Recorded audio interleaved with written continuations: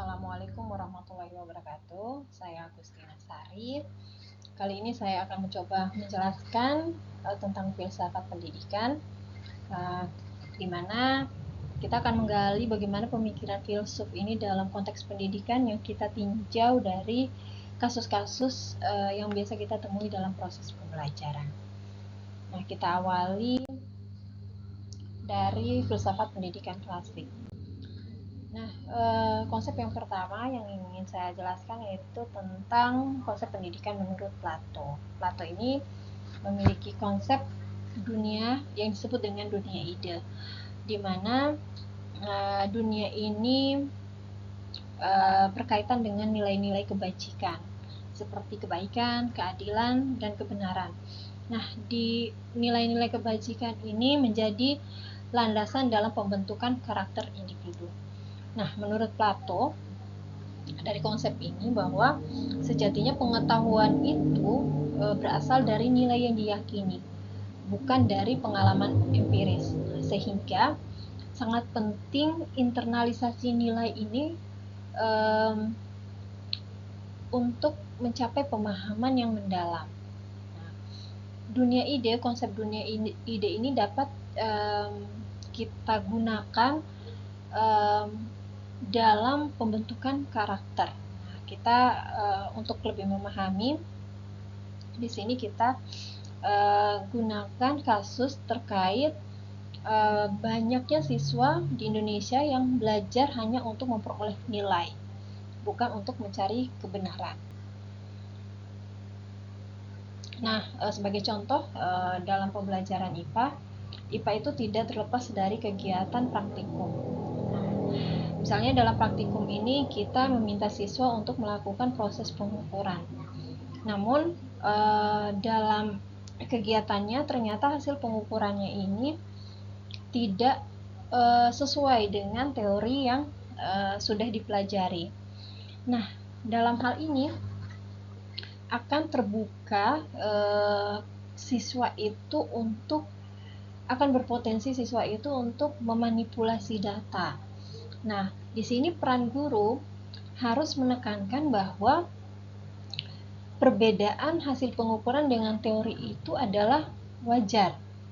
Itu menjadi bagian dari proses pembelajaran. Nah, bukan sesuatu yang harus dirahasiakan atau dimanipulasi datanya agar sesuai dengan teori yang dipelajari. Nah, guru harus mampu menekankan bahwa ini adalah proses belajar, sehingga nanti hal ini akan membawa siswa itu akan menumbuhkan kesadaran bahwa kejujuran itu dan kebenaran itu adalah hal yang penting daripada hasil akhir. Nah, dari sini, dari proses ini nanti guru sebaiknya mengajak siswa untuk melakukan proses refleksi. Jadi apa yang sudah mereka pelajari, apa yang belum dipahami, apa yang sudah dipahami, kemudian bagaimana nanti tindak lanjut ke depannya. Jadi hal ini sangat penting untuk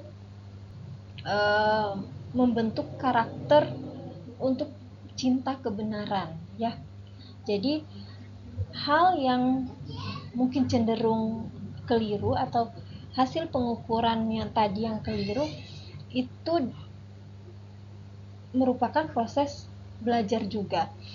Sehingga nanti diharapkan siswa itu tidak takut jika mengalami hal-hal demikian, sehingga siswa itu tidak lagi sekedar berorientasi pada nilai.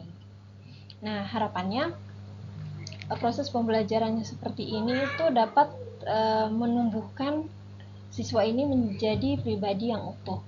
Nah, dalam hal ini yang sangat berperan itu adalah guru. Guru harus mampu memfasilitasi proses pembelajaran ini dengan mengenali nilai-nilai apa sih yang harus dikuatkan dalam diri siswa, dan bagaimana cara mengintegrasikan nilai-nilai tersebut dalam proses pembelajaran.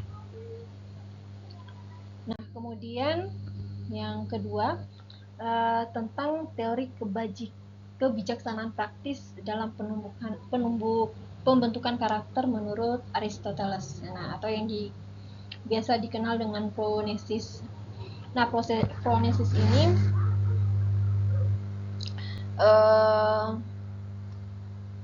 yaitu kebijakan praktis yang berkaitan dengan kemampuan individu untuk bertindak bijak dalam situasi nyata, menyadari pendidikan moral yang efektif dalam konteks pembelajaran. Nah, menurut Aristoteles ini, sekolah itu harus bisa menanamkan moral itu melalui pembiasaan, bukan sekedar teori, sehingga siswa dapat memahami dan menginternalisasi nilai-nilai etika dalam kehidupan sehari-hari. Nah, jadi pembentukan moral ini bukan hanya melalui misalnya dipasangkan stiker, tetapi harus dilakukan pembiasaan. Nah, kita ambil contoh kasus di beberapa sekolah ini kan perilaku siswa ini ada yang kurang disiplin, sehingga etika belajarnya itu menurun. Nah, jadi bentuk-bentuk pembiasaan yang dapat kita lakukan itu misalnya sebelum proses pembelajaran kita melakukan pembiasaan berdoa. Kemudian dalam proses pelaksanaan pembelajaran kita membiasakan siswa itu untuk menghargai perbedaan pendapat dalam kelompok ataupun dalam kelas. Kemudian kebiasaan untuk menjaga kebersihan lingkungan, di mana misalnya sekolah dapat membuat program misalnya di jarak 1 meter di depanmu adalah sampahmu, misalnya ada hal-hal yang demikian. Nah, semua pembiasaan ini lama kelamaan akan mempengaruhi, akan membentuk moral di dalam diri siswa, sehingga membantu membentuk karakter siswa.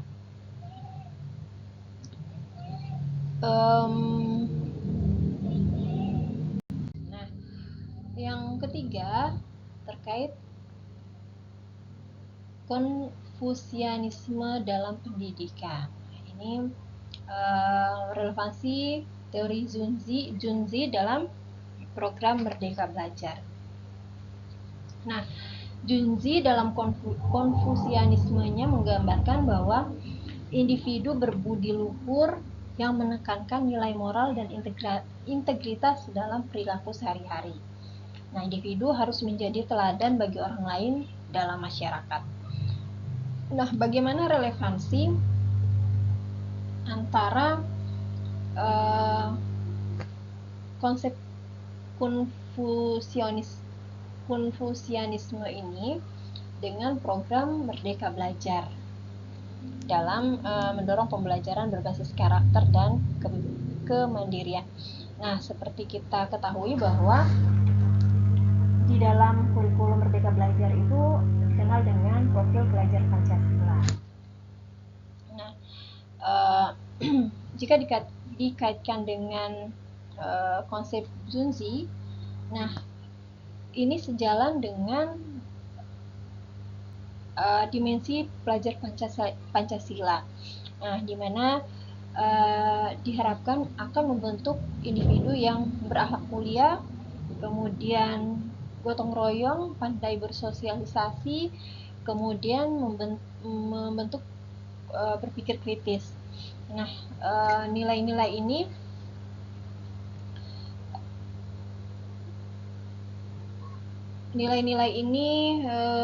berupa misalnya keterkaitannya itu misalnya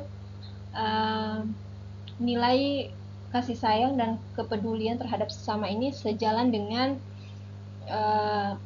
bertakwa kepada Tuhan Yang Maha Esa, kemudian berakhlak mulia, kemudian nilai kesopanan ini relevan dengan rasa saling menghargai dalam konsep berbineka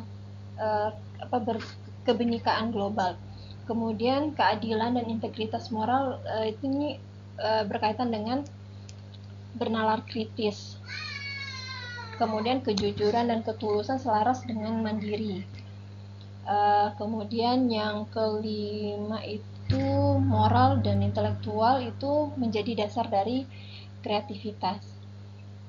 Nah, jadi ada keterkaitan yang sangat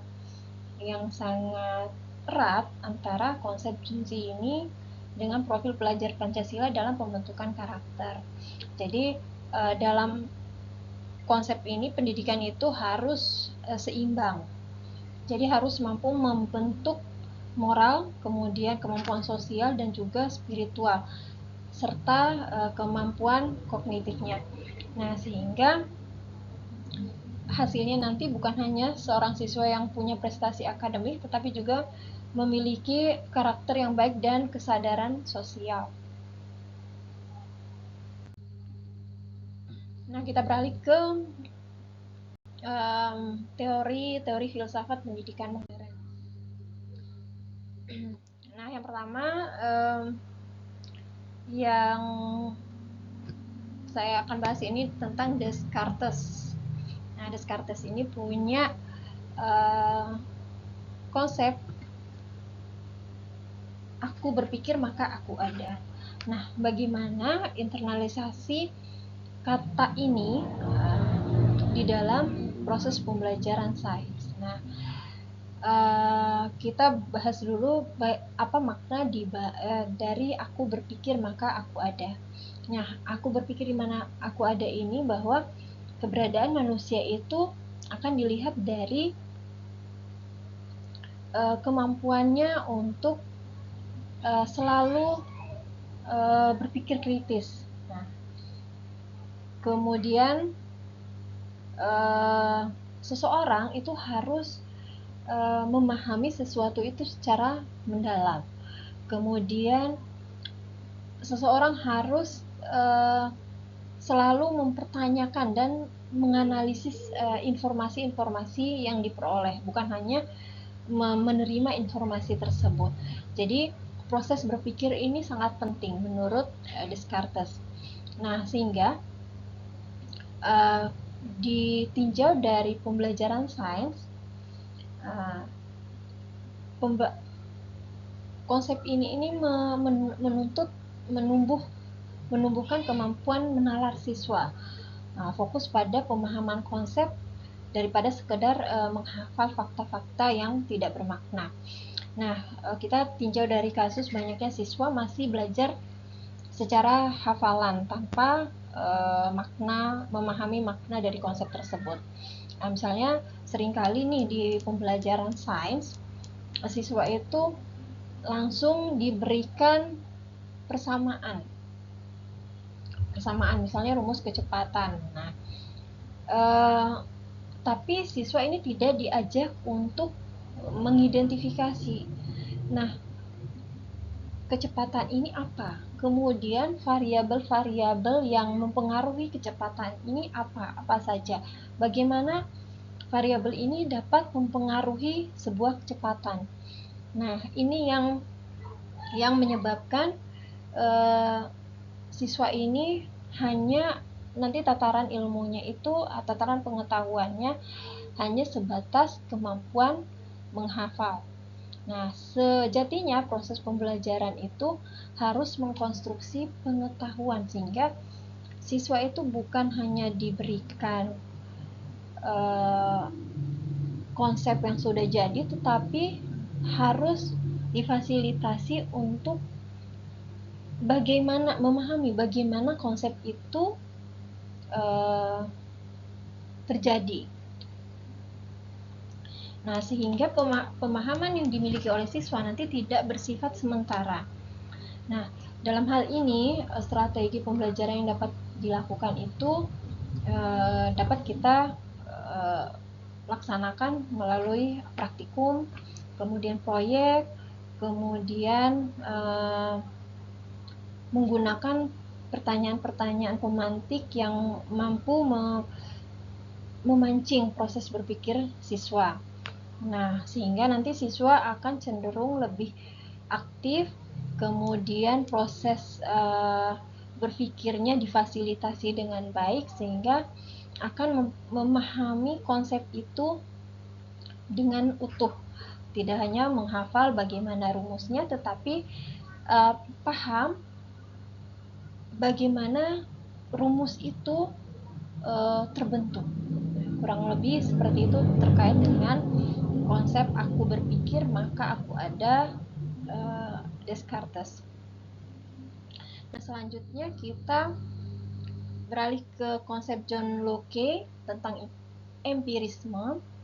Nah, John Locke ini menekankan bahwa pengetahuan itu tumbuh melalui pengalaman. Nah, atau yang biasa dikenal itu konsepnya tentang tabula rasa. Manusia lahir itu sebagai kertas putih. Nah, untuk menggambarkan potensi individu ini harus melalui pengalaman. Jadi individu atau siswa ini adalah seseorang yang punya kemampuan yang tidak terbatas. Namun untuk melihat bagaimana siswa ini membentuk pemahamannya itu atau membentuk karakternya itu harus melalui pengalaman sepanjang hidup. Nah, pengetahuan diperoleh dari hasil interaksi dengan lingkungan. Jadi, kalau proses pembelajaran ini berdasarkan pengalaman, nah memungkinkan siswa ini memahami dunia secara langsung. Kemudian siswa ini dapat menciptakan koneksi yang lebih dalam antara teori dan praktik.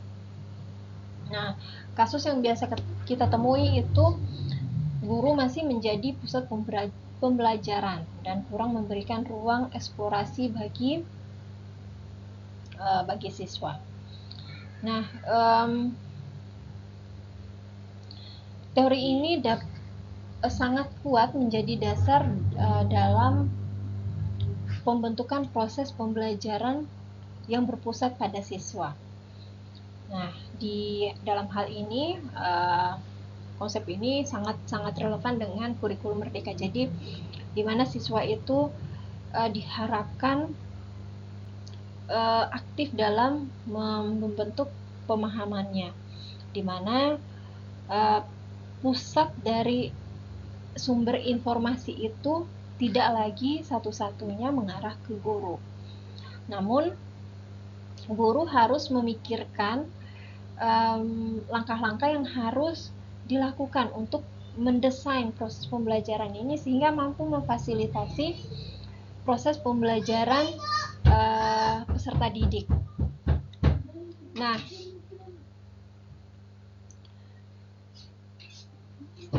dalam proses pembelajarannya guru harus mampu mendesain proses pembelajaran yang kontekstual untuk peserta didik karena cenderung lebih mampu memberikan pemahaman bagi peserta didik. Nah, hal ini guru itu berperan sebagai fasilitator lagi, bukan sebagai pemberi informasi. Nah, guru berperan sebagai menyediakan sumber informasi, tetapi bukan menjadi sumber informasi satu-satunya. Nah, hal-hal ini mendukung proses memberikan pengalaman yang membentuk proses pengetahuan dalam diri siswa. Nah, selanjutnya saya mencoba menjelaskan tentang pendidikan alamiah Roussel. di mana pendidikan alamiah ini diartikan sebagai pendidikan itu didasari atau harus memperhatikan tahap perkembangan anak. Nah, kemudian pendidikan harus menumbuhkan rasa ingin tahu yang alami melalui interaksi langsung dengan lingkungan sekitarnya. Nah, kemudian menekankan bahwa proses pembelajaran itu didasari pengalaman nyata. Nah, dalam kasus ini yang biasa kita temui adanya tekanan akademik tinggi sehingga membuat siswa kehilangan minat belajar. Nah, kita bisa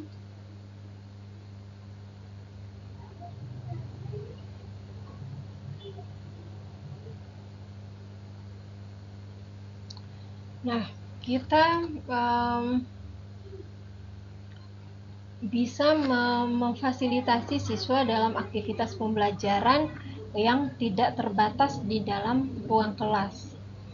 Nah, pembelajaran disesuaikan dengan konteks materi, kemudian guru bisa mendesain proses pembelajaran itu di ruangan, kemudian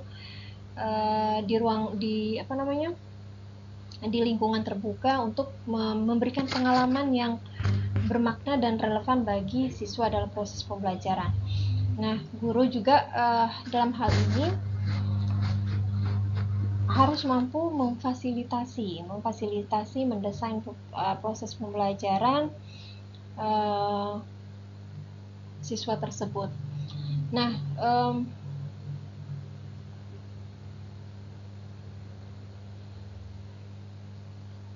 konsep Rousseau ini terkait pembelajaran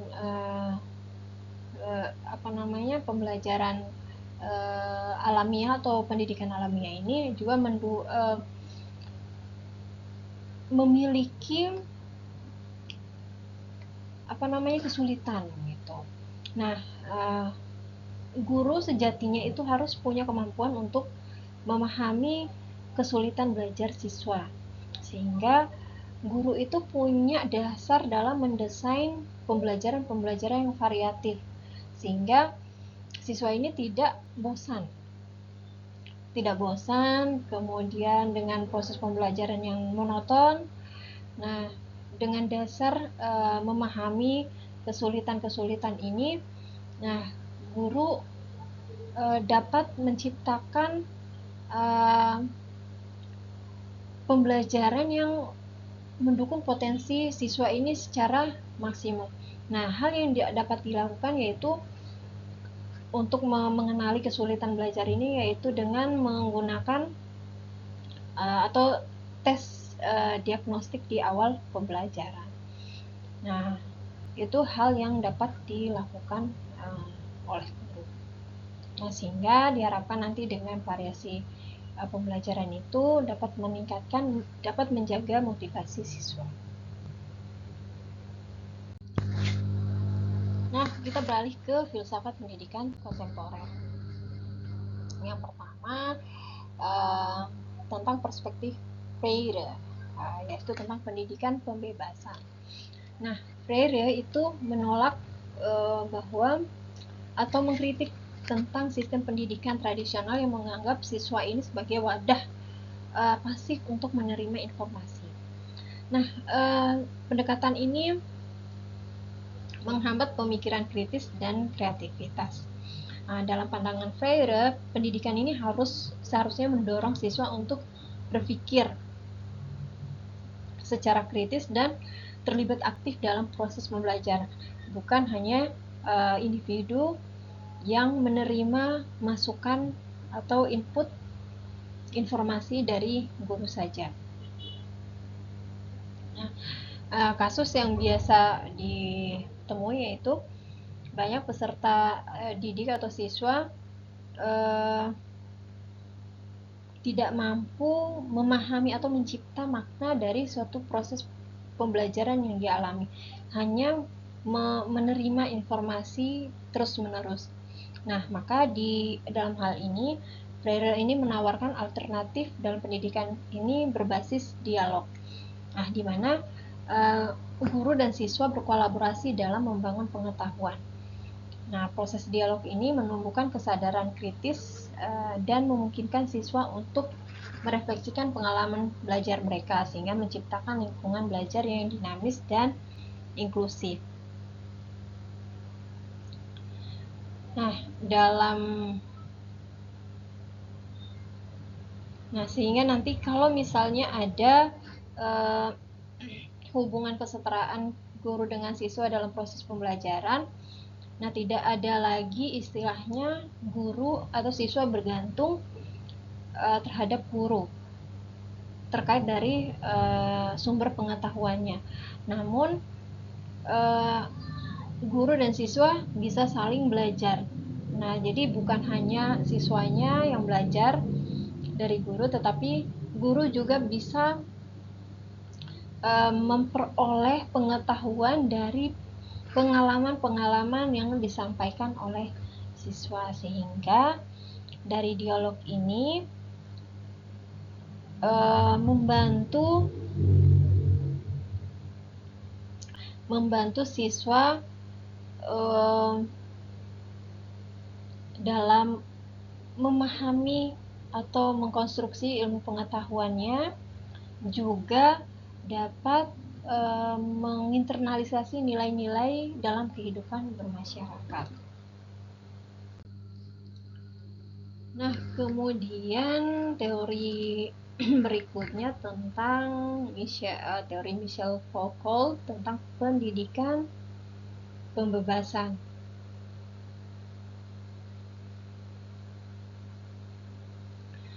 Nah, menurut Foucault bahwa pendidikan itu bukan hanya untuk mentransfer ilmu saja, tetapi juga sebagai ruang untuk tumbuhnya relasi kekuasaan itu yang umumnya terjadi. Nah, pendidikan secenderung berfungsi sebagai alat untuk mengatur dan mengontrol siswa. Nah, yang biasa kita amati adalah hal-hal demikian.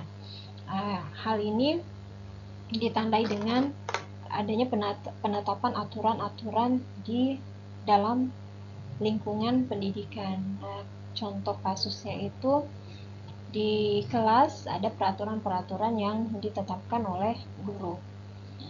Nah, di kasus yang kita temui, memang pendidikan ini sering digunakan untuk menanamkan kepatuhan, bukan kebebasan berpikir. Nah, karena di dalam proses pendidikan atau di instansi pendidikan itu ditetapkan standar-standar, standar-standar yang harus diikuti dan dijalani. Nah, tanpa kita sadari, standar-standar ini juga akan menciptakan tekanan sosial. Nah, standar-standar ini, penetapan standar-standar ini selain dari tadi peraturan-peraturan yang ditetapkan di kelas, itu juga bisa kita lihat dari adanya sistem akreditasi. Nah, sistem akreditasi ini punya standar untuk seluruh institusi pendidikan, namun standar ini diperlakukan atau ditetapkan secara umum tanpa memperhatikan keadaan daerah yang ada di Indonesia. Nah, di Indonesia ini kan kita memiliki daerah yang sudah maju, kemudian yang kurang dan belum maju. Nah, dengan standarisasi ini akan terlihat kesenjangan antara sistem pendidikan di kota maupun di daerah. Nah, sehingga seringkali dari sistem akreditasi ini, sekolah di daerah itu kurang bisa menyesuaikan standar atau mencapai standar yang sudah ditetapkan. Mungkin bisa jadi karena kekurangan sumber daya, kemudian kekurangan fasilitas, jika dibandingkan dengan sekolah-sekolah yang ada di kota. Nah, sejatinya standarisasi ini juga harus memperhatikan bagaimana atau di mana sekolah itu berasal, sehingga tidak ada lagi stigma yang mengatakan bahwa pendidikan juga sebagai ruang dalam menumbuhkan relasi kekuasaan. Oke, yang berikutnya tentang teori Jürgen Habermas tentang teori komunikasi dan budaya dialogis.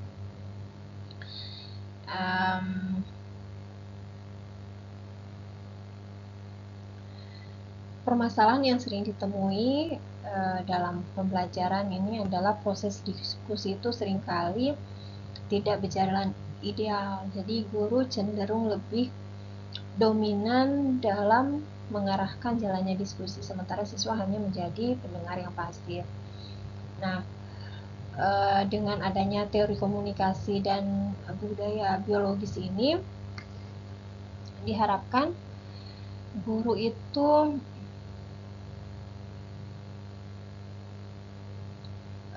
mampu membangun teori komunikasi dalam proses pembelajaran itu, sehingga siswa punya kesempatan yang sama untuk menyampaikan pendapat, kemudian bertanya, atau mengkritik sebuah konsep. Nah, keengganan siswa ini cenderung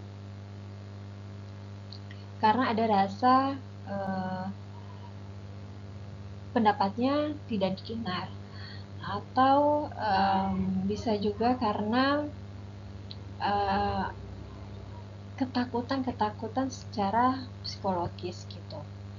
Nah, teori ini, teori komunikasi dan teori komunikasi Habermas ini sangat cocok jika diterapkan di dalam pembelajaran di Indonesia. Nah, di Indonesia ini adalah negara kepulauan yang memiliki berbagai macam latar belakang, suku, adat, budaya, ras. Nah, dalam membangun teori komunikasi ini menempatkan bahwa komunikasi yang dibangun itu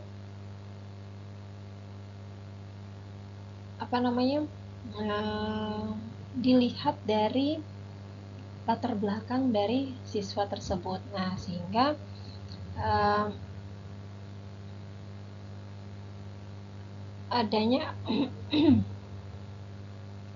sehingga siswa juga merasa diberikan ruang untuk menyampaikan pendapatnya, sehingga dalam proses pendidikan ini akan beralih dari proses pendidikan interaktif menjadi reflektif. Nah, dengan pendekatan budaya ini nanti terbentuknya budaya dialogis yang inklusif, di mana peserta didik aktif berpikir kritis, berani berpendapat, dan menghargai perbedaan sebagai bagian dari proses belajarnya.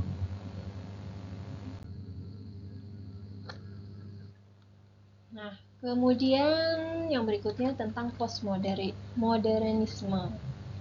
Nah, ini berkaitan dengan pluralitas dalam pendidikan. Nah, filsafat postmodernisme ini menolak adanya satu kebenaran absolut. Nah, di mana membuka ruang bagi sudut pandang yang beragam dan interpretasi yang berbeda dalam konteks pendidikan. Nah, konsep ini sangat relevan dengan pendidikan di Indonesia yang penuh dengan keberagaman budaya dan bahasa, adat, suku, ras. Nah, postmodernisme ini sangat memungkinkan pemahaman yang lebih dalam terhadap pluralitas makna yang ada dalam masyarakat. Nah, misalnya kita tinjau dari Indonesia, keberagaman Indonesia ini akan mempengaruhi sistem pendidikan. Nah, maka dengan adanya hal tersebut, pendidikan itu bisa kita sesuaikan berdasarkan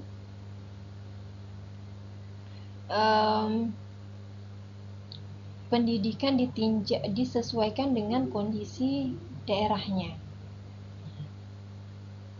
Nah, dalam